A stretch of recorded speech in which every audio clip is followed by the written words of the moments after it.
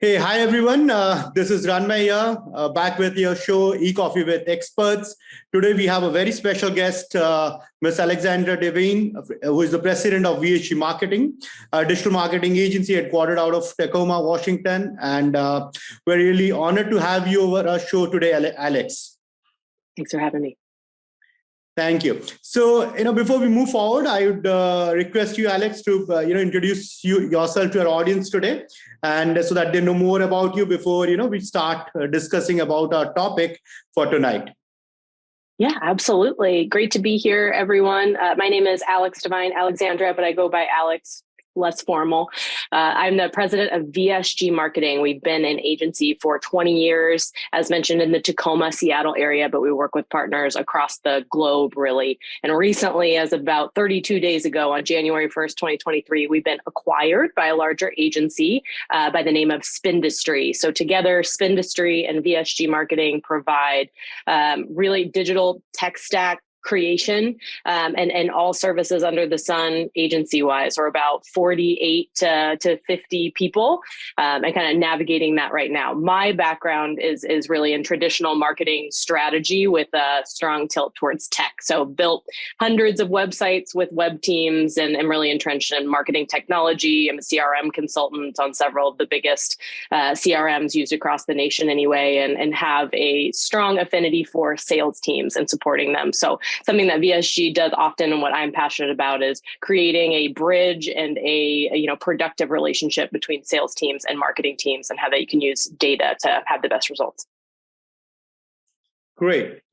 Thank you, Alex, for the wonderful introduction, quite a detailed one. So our audience know, in terms of they know what's up. The table, right? Great. So moving on, our topic for tonight is going to be MARTECH. How do you leverage technology to improve digital marketing overall? And we have none other than Alex on the show today in order to throw some light in terms of how it can be leveraged, right? So before we actually move on to the main topic, Alex, we would like to understand a bit more in terms of how would your university professors describe you as a student back in the day? Oh, that is a great question. I do keep in touch with several of them. I'm sure they would be happy to be guests and tell you themselves.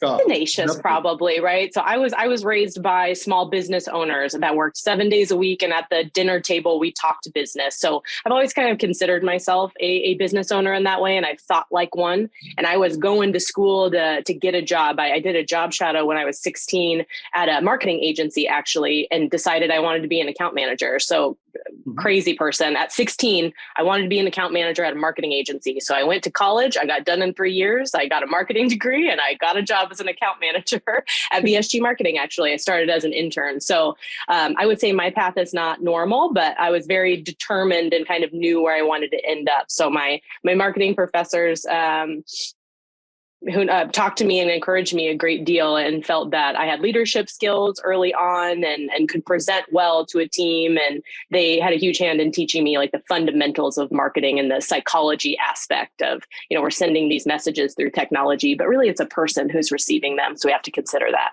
audience first. Absolutely. That's some clarity, at the age of a teenager. I know. In terms of the role, the industry that you want to get in, and being able to, walk the talk in terms of achieve what you had set out to achieve back then, when you were 16. So that's quite an achievement, right? So, just to continue from that, what is that piece of advice? So I'll tell you, we see a lot of female entrepreneurs today, right? But been quite some time actually. And, my last couple of bosses were females and fantastic leaders, right? So, what is that piece of advice you'd want to give to the budding female entrepreneurs or leaders, going through the grind to make their mark? What is that piece of advice that you'd give to those kids out there?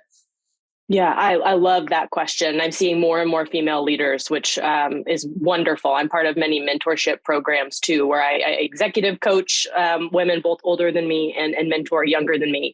And I have the same advice for all of them. Really, it comes down to making sure that you are undeniable, right? Regardless of background or gender or race or all these constructs that exist and are real, you have a responsibility to yourself to get results. and that stuff kind of fades away and doesn't matter as much in a business scenario.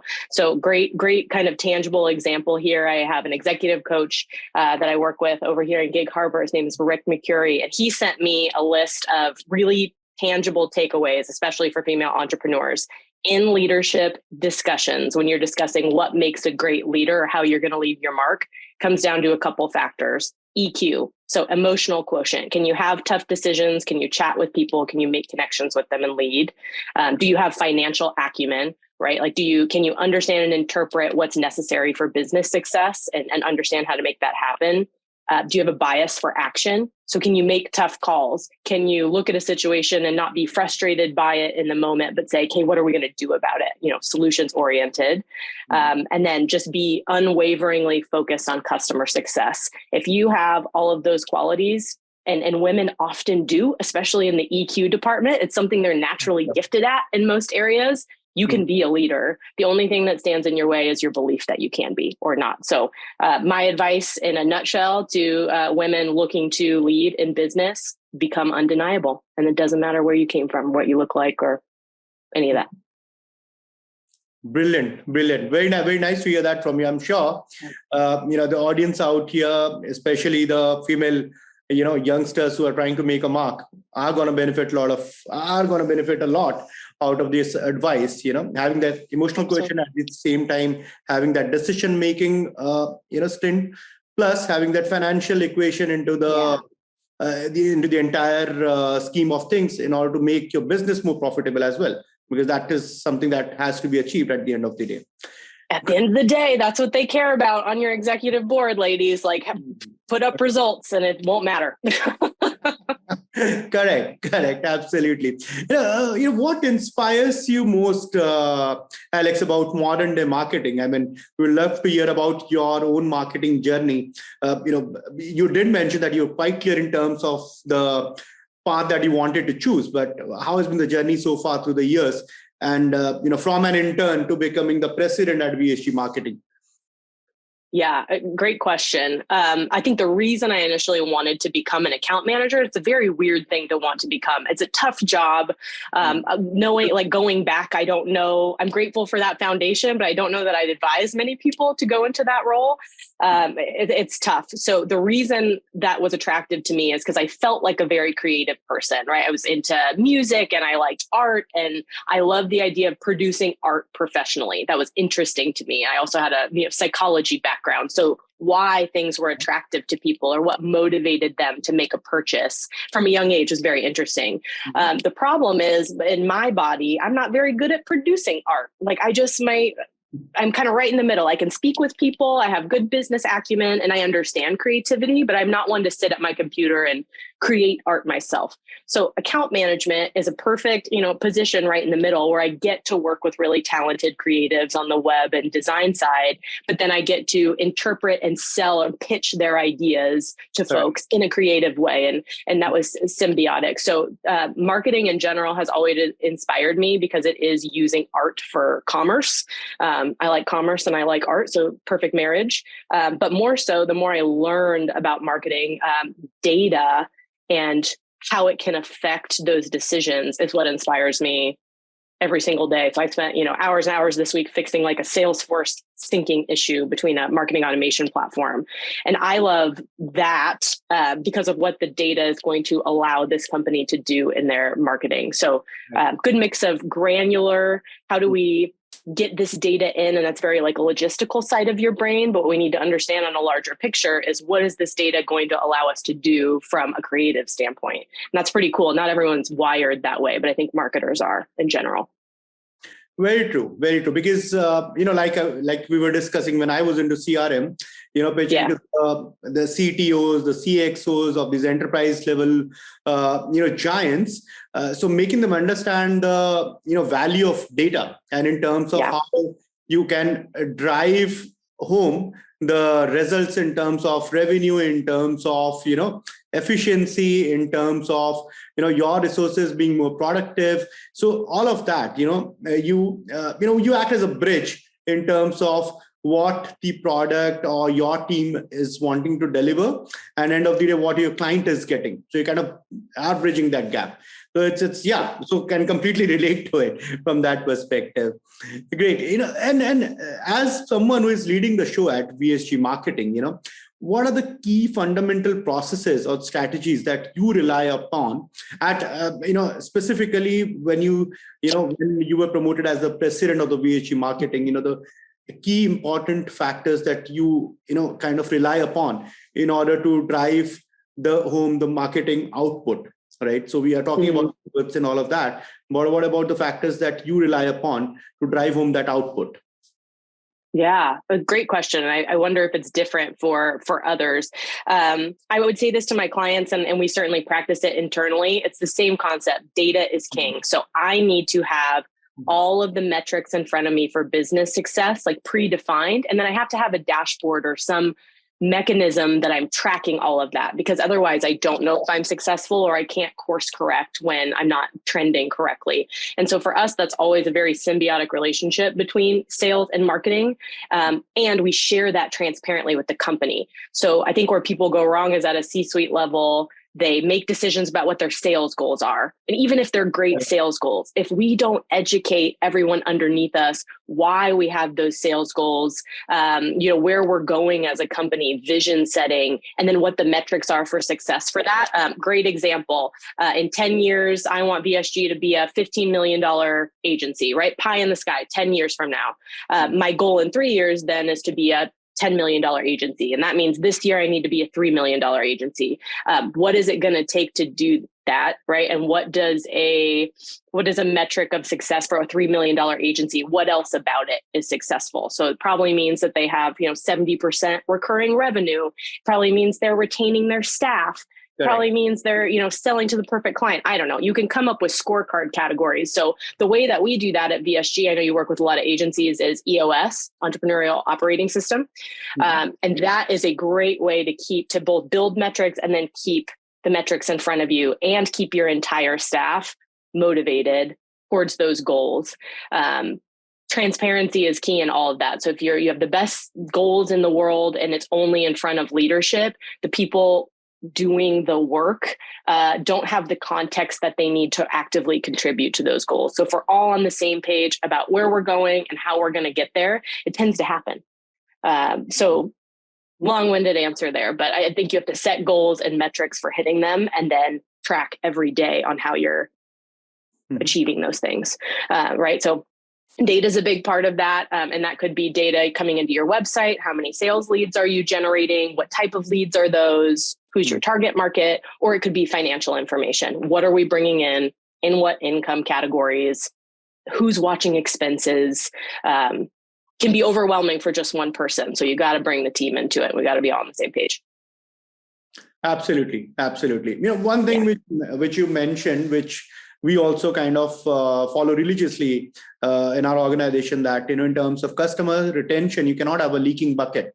Then there is no point, right? You can do X number of sales, probably 2X in terms, if X is your target, you do 2X. But out of that, let's say 1.5 is going out, then there is no point, right? So retention is really more important than a fresh acquisition, I would say. Absolutely, it is. Right. Great. And what are the most, coming from a MARTECH perspective, what are some of the most efficient ways, to kind of collect or analyze data in order to improve sales? How do you look at it at VSG Marketing? Yeah. Passionate about this topic. I talk about it at conferences. I love it.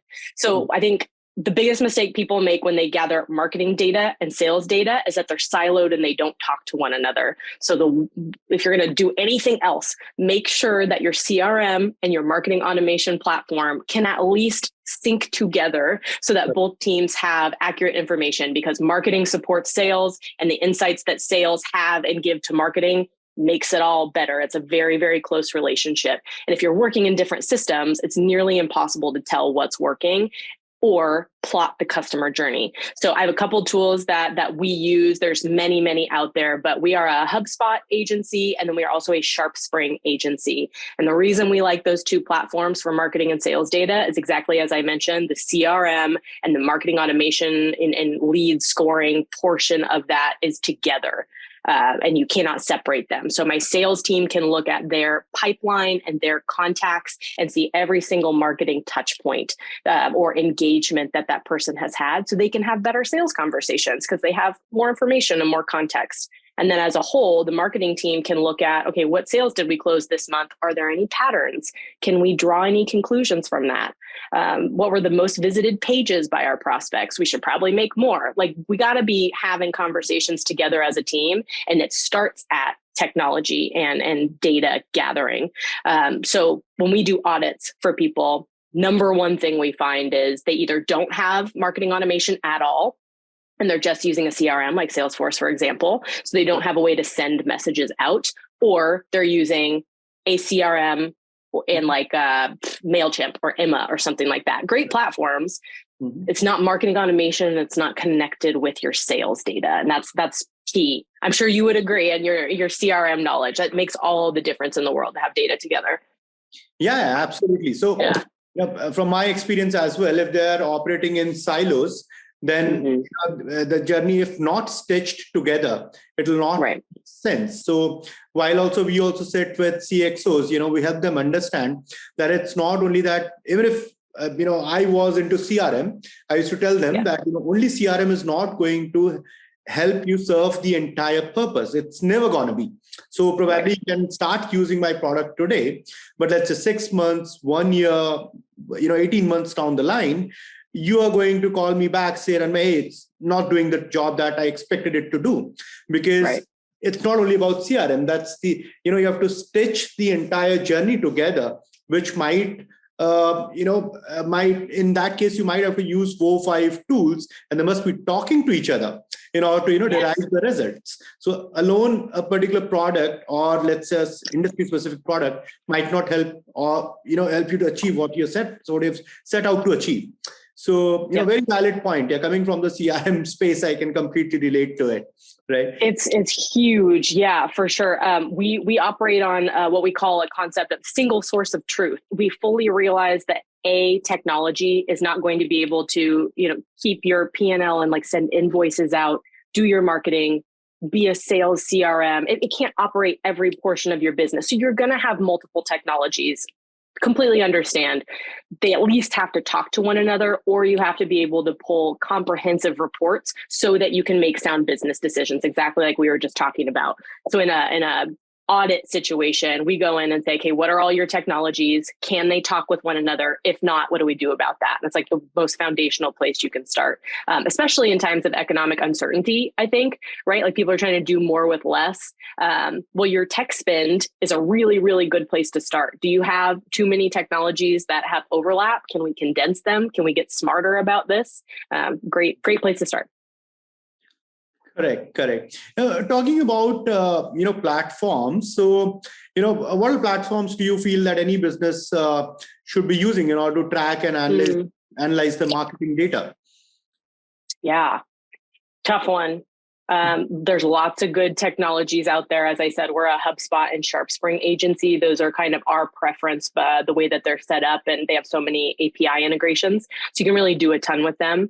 I would say the non-negotiables would be GA4. Like, you need to be tracking your conversions and your traffic and what people are doing online as far as your brand. So GA4, any overall tracking like that. So marketing data specifically, I think we have to think about forms on your website and digital listings. What are all your channels? Get your arms around where people can interact with you, and then where are they coming into? Do you have a repository where they live and can be nurtured and grow? So I think I'm open on the platform. There's so many different options. I think it's more important to say, does it fit your budget, and does it do what you need it to do, and does it integrate with your larger tech stack in general? Do you have any favorites in this area? Would not like to name them, but I know, I'm kind of tool agnostic, I would say.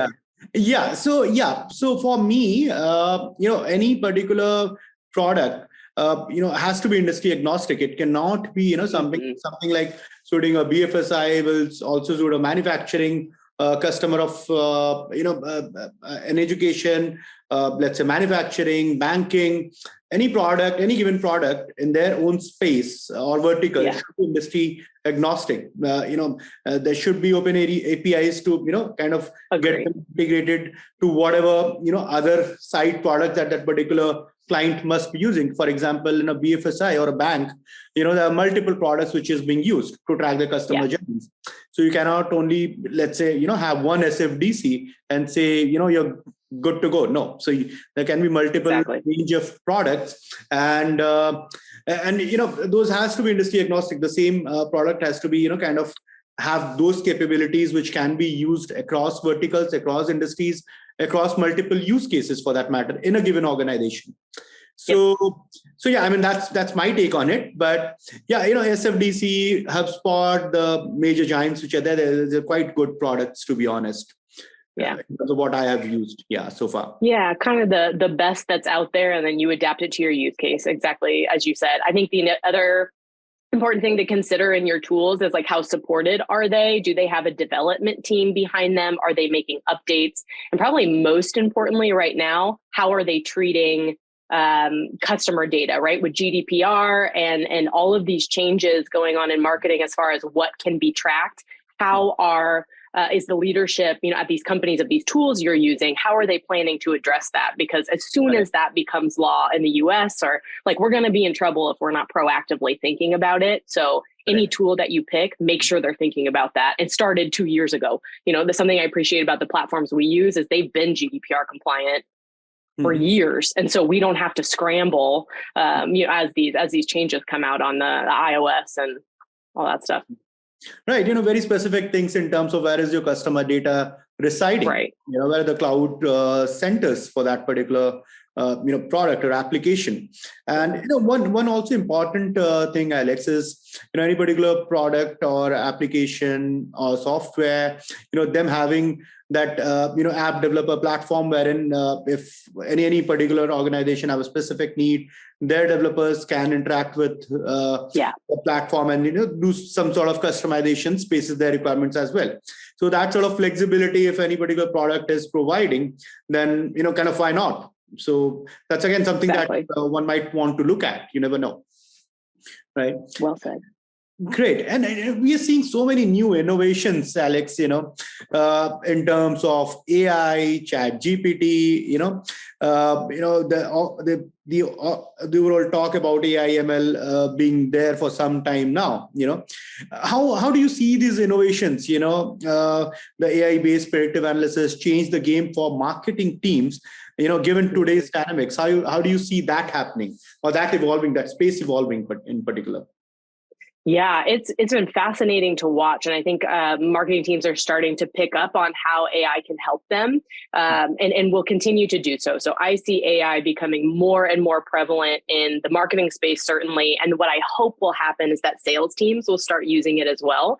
And it comes down to hours in the day, time, right? Like, if we can identify trends and we understand our customers well enough using data to give them warm, personal, but like valuable and relevant answers, and a human being doesn't have to type out that answer, that saves us time to do more and bigger thinking. So why not use it? I know some people are a little adverse to AI because they want to keep careful track of the customer experience, which I completely agree with. But if we would shift our mindset to saying AI, if used properly, maps the customer success formula and can actually, exponentially scale your boots on the ground efforts, we're just freeing ourselves up to do more and more and better things. So I think AI is a key component in how your marketing team and your sales team will scale in the future.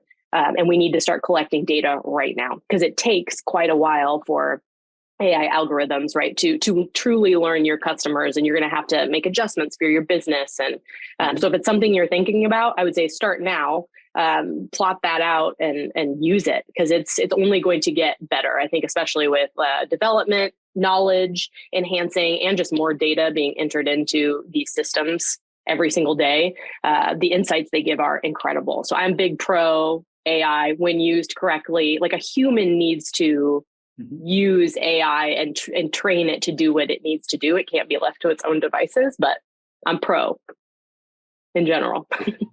Good to know. Good to know, because there is quite a lot of talk, not that positive, over the internet space about AI, there's Chat GPT and other tools as well, right? Yeah. In terms of tracking your customer consumer behavior, what are data touch points which can be accessed, because it's humanly very impossible in terms of, or you have to kind of have that kind of those resources, put in those man hours, kind of get those sort of information, which AI does for you, just like that. So in a jiffy. So there are pros to it as well, right? Great. So before we kind of wrap this up, Alex, what is that one big takeaway you would want our listeners to get from this particular episode with you? So many different things. I would say in the MARTECH space specifically, my takeaway that I want everyone to know is if you haven't really evaluated your MARTECH stack, or just maybe the business owners haven't considered that they have a MARTECH stack. They use technology, but I don't think many people consider how all those technologies work together and support business function. So my biggest takeaway is if you haven't thought about that, just look at your technology side by side. What do they do for you? Are you happy with it? What are you spending on them? Just write it down on a sheet of paper and look to see if you can make improvements, because data is going to be king in the next eon of business. I think it kind of always has, but certainly now, if you're looking for an edge on competitors, or you're looking to improve your sales, or maybe even just be as efficient as possible as we face uncertainty in the market, data is going to allow you to make factual, data-driven decisions, and not guess, and kind of take some of the emotion out of what can be a really stressful time. So got to have tools in place to track. If you don't know where to start, I can help you. But it's time. If you're not treating data as the most important business asset that you have, besides your people and your talent, it's time to start. Great. And what if, we have a lot of business owners who have not decided upon it, listening to us tonight? How do they connect with you? Great question. You can find me at vsgmarketing.io. That is our website. You can learn all about what we do, including tech stack audits. It's something we're really passionate about, setting people up for success. On social, you can find us at VSG Marketing. And then our parent company is Spindustry, spindustry.com. They provide custom e-commerce solutions, and have quite a background in SharePoint development and training. So when I say tech stack, I'm talking marketing, I'm talking sales, I'm talking brand management, digital asset management, like truly every technology for your business. Where are your people? vsgmarketing.io. Great, Alex. And before I let you go, we're going to play a quick rapid fire. I hope you're game for it. Okay, I'm ready. All right. What did you do with your first salary? Oh, paid rent. Quite an honest one, that. Paid rent. Okay. And favorite music? Oh, goodness. Probably 50s, Frank Sinatra, that category. Oh, okay. Last vacation? I went to a hydrotherapy spa in Leavenworth, Washington. Went to the Post Hotel. It was wonderful. Nice. Friday evenings, what are your preferences? Where do we find you? Oh, I am either at home. I'm a homebody, love to be at home and nest, or I like to support local theater. So I'm at a play. Okay, great. Thank you, Alex. Thank you for being such a sport. And I'm sure that our audiences tonight would have gathered a lot of information about MARTECH. And if they require anything further, you've already given all the necessary details. They can reach out to you, your organization, and probably, you can guide them further if there is a need, right? So once again, thank you so much for taking out time. It has been a real pleasure hosting you. And we would love to have another session with you sometime down the line. We'll try and get hold of you. Sounds good. Thanks for having me. Wonderful to talk with you. Cheers. Thank you so much. Pleasure.